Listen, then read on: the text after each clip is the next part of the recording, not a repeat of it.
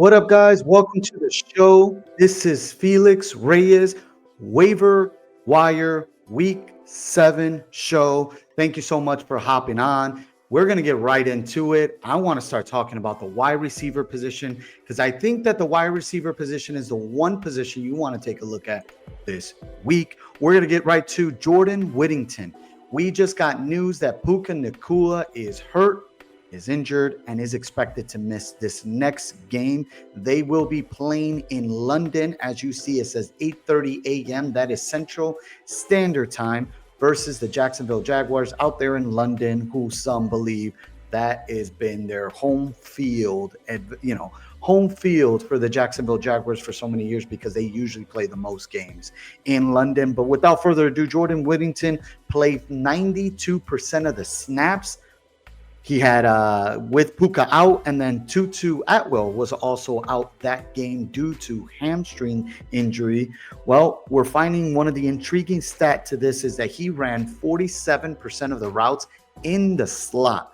Now, if you've watched Sean McVay's offense in the past, you've seen Cooper Kupp's big year. When he won the Triple Crown, you saw him play out of the slot and get a lot of his fantasy point production and also his receiving yards, his touchdowns for the NFL through the slot when he would line them up next to these linebackers. I know that Sean McVay, that's one of his popular traits that he has within his offense, is to line up some of these wide receivers with their current matches, get some mismatches, right? One would say Puka Nacua was kind of in that role as far as when Cooper Kupp was there, and we started seeing numbers trend down for Cooper Kupp. Cooper Kupp is out. Puka Nacua started getting on that massive role. Now Jordan Whittington played 47% of those snaps once Puka Nacua went out. I think Jordan Whittington is something, and someone, I shouldn't say something, but someone that people are going to probably underlook a little too much this week. And I think he should be one of your biggest priorities this week.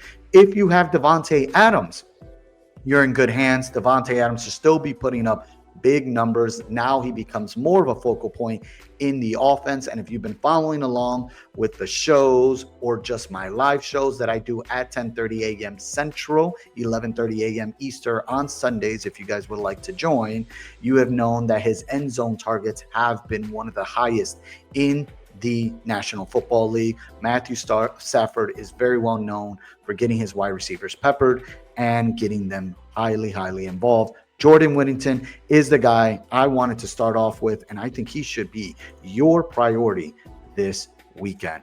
All right, let's get to my next guy.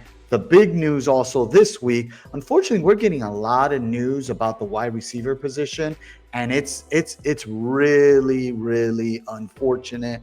I'm trying to pull up Johnson.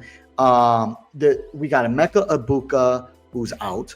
We got who just got hurt this past game. We already had Mike Evans hurt. We already had Chris Godwin. Now was the other news that was out this past week is now expected to be out this upcoming game as well. So Tez Johnson, let's get right to it. Tez Johnson had a pretty nice game. Their next game is Monday Night Football versus the Detroit Lions. Tez Johnson, I got some numbers here, ran a route, one more than Sterling Shepard. Sterling Shepard is the other wide receiver that some are going to be jumping all over. I don't have a problem with it, as he has a rapport already with Baker Mayfield dating back to the University of Oklahoma, where they were teammates. But Tez Johnson is the younger guy, the rookie wide receiver, played a handful of snaps, has looked good. He saw his routes jump from 49% to 84% in week 6. I think when you're making a bet on some of these receivers, it usually feels better to go after the guy who's a bit younger. Sterling Shepard's 32. We're looking for fantasy points numbers. And if you're looking at what he's done the last 2 weeks, even with Egbuka still there, this is the encouraging stuff right here. The big yardage play, especially coming from a guy who was very productive at Oregon, right? Really good player out there. Was a guy that got a lot of hit during the combine because he didn't run a fast enough 40. Well, he's starting to show off by the week. All right, The other guy I want to mention, if you've seen my previous shows, I have talked about this guy, Luther Burden. If you guys were watching Monday Night Football yesterday, what a big game for the Chicago Bears to pull off, especially given the Fail Mary that we had last year versus the Commanders. They won big. Jake Moody with the game-winning field goal. You heard that right. Jake Moody, right? For those Niners fans who are very familiar with Jake Moody throwing away games for them, he actually was on the better side of things yesterday for the Chicago Bears. First game up with Carlos Santos out, and was able to help bring in a big win. Luther Burden, although he played 15 snaps in this game, still led the team in receptions and in yardage, which was 4 receptions, 51 yards. We got this note shortly after the game that DJ Moore was rushed to the ambulance, or was rushed in an ambulance to the hospital, nearest hospital, to get looked at. We're going to hear a little bit more about that. I haven't seen anything up to date as far as if it's an injury we should be keeping a close eye on. But nonetheless, bye week, coming out of the bye week already, showing some nice opportunities out there, leading the team also in fantasy points. Had it not been for a reversed touchdown play that Roma Dunze had yesterday, probably would have led, obviously, the team in fantasy points. But Luther Burden ends the night with 9 fantasy points. They're going to play the New Orleans Saints this upcoming week. Obviously, again, keep an eye out for that DJ Moore news. If so, Luther Burden should have a big, big week. But even though we hear that he's back or so, Luther Burden should be a stash, let alone with just what we've been seeing in the small and limited time that he's been on the field. I think he's one of the better wide receivers on this team, and that's saying a lot because they're already a very talented receiving core with Roma Dunze and DJ Moore. So Luther Burden, you should be stashing him and getting him on your roster. All right, let's get right into the running back position. This one, some of these guys, especially in this league that I'm in, if you guys watch my shows, I do a lot of this waiver wire talks from certain leagues that I'm in. These guys are getting picked up clearly last week. One of the hot names, if you watch my waiver wire week show last week, week 6, I mentioned when everybody was in discussion between Hassan Haskins or Kamani Vidal, we told you here on this show that Kamani Vidal is the guy we're going to lean on. Wouldn't be surprised if Hassan Haskins had some type of role, right? Because a lot of it was due to the connections to Jim Harbaugh dating back to the University of Michigan. But when it came to pure talent, Kamani Vidal had I thought had the leg up there. And sure enough, he showed you that with 22 fantasy points, 18 rushing attempts, 124 yards, 4 targets, 3 receptions, 14 yards. 4 targets is really impressive. Obviously, he got a touchdown out of it, which helped that number go up. Kamani Vidal is still 32% rostered, y'all. So that means he's in a lot of leagues out there. Should absolutely be a priority. I know I mentioned Jordan Whittington being that guy. I still keep a really, really good eye if Kamani Vidal is out there, especially given all the injuries we're getting. Kamani Vidal should be on your team. As of right now, looks to have the lead right now in that backfield. And with the Omarion Hampton news that we're getting, that he's going to be out even more than the 4 weeks that they've already told us he was going to be out for, Kamani Vidal should be absolutely a priority for you. I'm going to name another guy here who you may have on your team already if you stashed him. His name is Tyjae Spears for the Tennessee Titans. I know, guys, Tennessee Titans, in this league, he's also already rostered, but he's only 24% rostered in Yahoo leagues, meaning he's out there, he's available, and you should be either stashing him or picking him up. Yeah, which is stashing him, right? So anyway, Tyjae Spears, and the reason why I wanted to mention him is, yes, they did fire Brian Callahan, the head coach of the Tennessee Titans, but usually that's always a good thing in terms of fantasy, from a fantasy outlook. When a new coach comes in, usually defenses don't know how to prep or prepare for that. It gives a nice little boost, jolt, whatever you want to call it, in terms of team play, morale. And you got the number 1 overall pick in Cam Ward over there, who we're still expecting a good game out of at some point this season. I know I was really high on their offensive line, which I think on paper is still a very talented offensive line. I think that now with Brian Callahan getting fired, Bill Callahan announced that he's also out. Bill Callahan is his dad, but one of the more respected offensive line coaches in the league. So that takes a hit for sure when it comes to developing some of the young offensive linemen on the team. All right, but we're going to go right back to Tyjae Spears. Tyjae Spears, I have some numbers here, especially in PPR. This is where you want to get him because he's an electric pass catcher. And as a pass catcher, this is huge in an offense that maybe isn't there ready for any explosiveness. Calvin Ridley may be out this upcoming week. So we may see a lot of the short routes, short passes to kind of get this team in rhythm.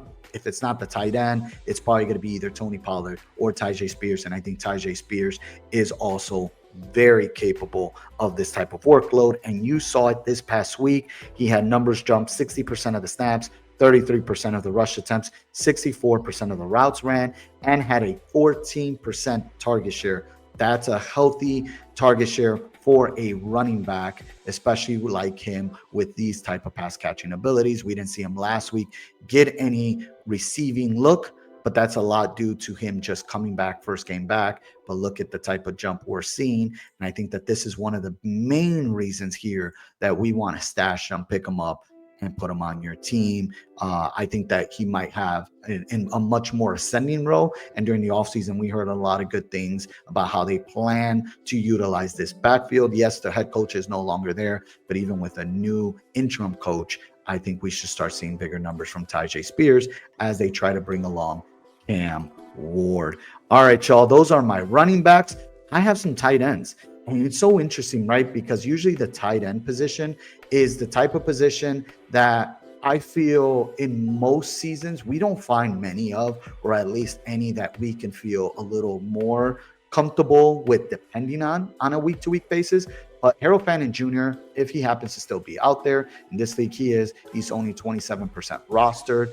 Harold Fannin Jr. is a guy I think you should be prioritizing for sure this week, and mainly because we're getting the news that David Njoku is going to miss some time due to that injury that he had. I think it was a leg, knee injury. I remember seeing the replay on it on Sunday, and it looked kind of bad. It looked actually pretty bad. So we'll hear more. We haven't gotten more news in terms of how long or the extent of time for that injury, but I think Harold Fannin Jr. is already showing you the type of target he is. He's also another guy, if you're following all along with the best balls and the streams of waiver wire shows, we talk about him often. Harold Fannin Jr. is a very talented tight end who can run out there and practically just run just about any routes. He can be used as a fullback. He can be used as a tight end or a wide receivers. And look at how impressive this is. We had week 5 where he had 11 fantasy points. Obviously that touchdown made a big difference, but this past week he had 7 receptions, 10 targets, 81 yards with a rookie quarterback in Dylan Gabriel. Usually rookie quarterbacks have a tendency of leaning into their tight ends. They become their security blanket. And Harold Fannin Jr. is a guy you should be looking at. Had season high in targets and receiving yards. Also, this is a little fun nugget that I wrote down. Also leading all NFL tight ends in missed tackles force, which is 11. And he's doing that as a rookie tight end. That means he's in a good role. He's talented enough to continue to bring these numbers up. Miami is the type of defensive matchup that you want. They have not been playing well enough, and I think that this could be a really strong week for Harold Fannin Jr. If he's out there, take him, pick him up. Remember, it's okay to throw another tight end in your flex spots, given all the injuries that we're dealing with. You know, you got the Puka Nacua, you have the Emeka Ibuka, and you already had other injuries that you were struggling with throughout the season. So if you need that type of pickup, Harold Fannin Jr. is your guy, especially with some of the bye weeks that are currently happening. We have the Buffalo Bills being one. So, you know, Dalton Kincaid was out, right? You know, you had to move quick. And I'm sure some people had some backups if that was either picking up Dawson Knox or not. But now with them on a bye week, if Dalton Kincaid was your starter, this is the guy I think you're going to want this week. And moving forward with the type of production he is putting out there. All right, I got one more guy out here. There's some honorable mentions, right? Oronde Gadsden, if you watched my show, I've mentioned him in the past as a deeper stash. It was very encouraging to see 8 targets, 7 receptions, 11 fantasy points. This offense is looking not the greatest right now. They've lost a lot of guys along their offensive line. They lost their starting running back. Quentin Johnston was out this past week. They've just been banged up. Najee Harris out. It's been, not the greatest scene for the Los Angeles Chargers that started off the season at a very high note. But Oronde Gadsden is still a guy I think you should be keeping a very close eye on. But the guy I wanted to talk about is Cade Otton. Cade Otton, if you remember him last year when Mike Evans and Chris Godwin were both out, he had 3 games within that stretch, had 8+ catches in them all. That's the kind of players we look for in fantasy football, right? Those are the kind of plays that we want, and those are the kind of production that we need in terms of getting the right amount of fantasy points. I think when it's all said and done, we mentioned Tez Johnson, Sterling Shepard. There was even a kid, Cameron Johnson, who stepped on the scene and got some reps as well, just due to how bad the injuries have been for this team. And it's very impressive to see how good Baker Mayfield still looks. I'm sure he's going to be one of the big names as far as this MVP race goes. It's been really, really, really encouraging to see how good he's played with this Tampa Bay Bucks team, especially given the injuries they're dealing with. Remember, they're also out Bucky Irving. That's a big loss. Big loss for this team. Rashad White is doing well. And Sean Tucker filling in as well as far as the running back position goes. But yes, tight end, Cade Otton. I think Cade Otton is someone you're going to want to more than likely prioritize this week for sure, right? Because he can ultimately be, like I said, we talk about all the receivers, but this guy may be their featured pass catcher moving forward, as far as someone that Baker already has a connection with as well. And we saw good things last year. And, when you're getting down to this bit, when it comes to wide receivers and losing some of your studs, especially big play guys like Emeka Egbuka, it creates this thing where you're going to probably focus more. Your offense is going to have to focus more in the shorter route areas than the big plays. But again, you can't count out Baker Mayfield, right? Because he's still capable of doing all those things with you. But I expect guys like Rashad White and Cade Otton to get peppered a little bit more until we see Mike Evans, Emeka Egbuka, who's expected to be out, I think, till week 10, I read somewhere. So that's not the greatest news. Chris Godwin also being out next week isn't the fun news that we were hoping and expecting. He still looks like he's not ready yet. It doesn't seem like he's ready yet, although they were giving him a lot of that target share early on. So Cade Otton is the guy. I always like to end my show with the defense to keep an eye out for, right? Streamers, if you guys are streaming defenses right now, I'm sure a lot of y'all are happy. Those who didn't have the Minnesota Vikings or the Houston Texans, who have been 2 solid defenses this past week, if they happen to be out there because they were on a bye week, now is a good time to go pick up those defenses. I think that those are those sharp defenses that you're able to start on a week-to-week basis. But nonetheless, defenses that could be out there for you guys, I really like this week. I do like the Chicago Bears this week. They're playing the New Orleans Saints, who, I mean, truthfully, this offense has not been very strong. The Chicago Bears defense looked a lot sharper this past week. And little by little, we'll start seeing a little bit more of this Dennis Allen regime as far as the defensive side goes for the Bears. A little revenge narrative, if you're into that. The Saints hired Dennis Allen as a head coach, later fired him. He's coming back as a defensive coordinator. If you don't think that teams buy into these narratives, they absolutely do. Players, coaches, they all do. They'll tell you they don't, but it always means something, especially for the Bears, who played the Washington Commanders yesterday. And you could tell this game meant the world to them with everything that transpired last year. So the Bears defense is a team I want to look at. And then the other team that may or may not be out here for this league is the Seattle Seahawks, who has done a pretty good job under Mike Macdonald. And I think they're playing the Rams this week. And I think, yes, no, they're actually not playing the Rams. I do apologize. The Rams are playing the Jacksonville Jaguars. But I think the Seahawks were a defense that I wanted to keep an eye out. Let me actually pull them up here if I can find them. Seattle. And who has them? They're playing Houston. Okay, so and this is why, and this is good that they're picked up, right? But they're only 49% rostered, right? So they're still out there for teams. But the reason why I really like them was they're playing Houston team. Yes, Houston's coming out of a bye. Usually teams come out of a bye strong, but Houston's problem this year has been that offensive line. It's been a really bad offensive line.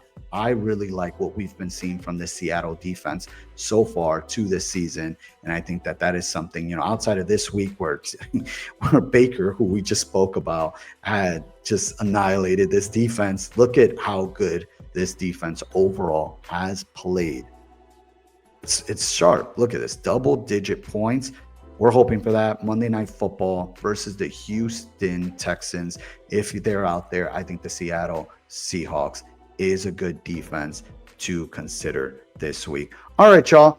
Thank you so much for hopping on the show. I'm very appreciative of just you guys being able to watch and share with others. Last week's shows did really well, and I'm looking forward to seeing what this show does in terms of predictions and stances that we've made. Obviously, we've talked about Kamani Valdell on this show, and we saw how good it was last week.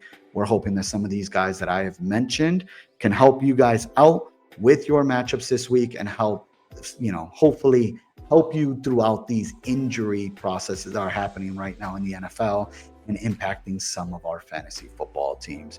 Once again, subscribe if you haven't already to this channel. Please feel free to share with others.